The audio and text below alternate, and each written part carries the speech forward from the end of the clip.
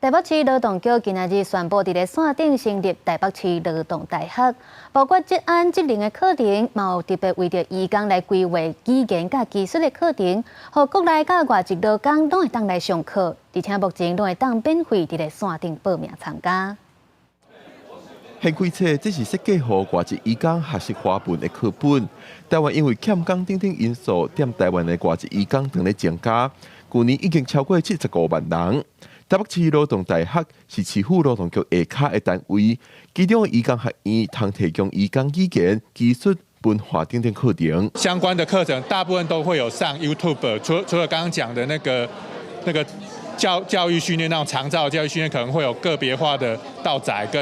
跟团班的训练之外，其实在我们移工学校的那个 YouTube 都可以看到相关的一个那个各国那个印尼语、那个越南文的一个相关，还有英文的一个相关的一个教育训练。台北市劳动大学整合劳动局的各种课程，开设劳动事务学院、职安学院、职能发展学院、移工学院四大学院，规划12类课程，一年通提供16000人次上课。我们也有非常多的移工朋友，我们对于职业安全的重视，以及我们对于年轻朋友未来职涯的发展，以及相关所有劳工朋友关心的劳动条件，都涵盖在这4大学院里。台北市劳动大学的课程拢结合伫台北市劳动大学的网站，民众通透过网站看到课程内容、课程地点，免费报名参加。市府希望互当咧找头路，也是在职的民众拢通继续进修、增加知识，培养第二专长。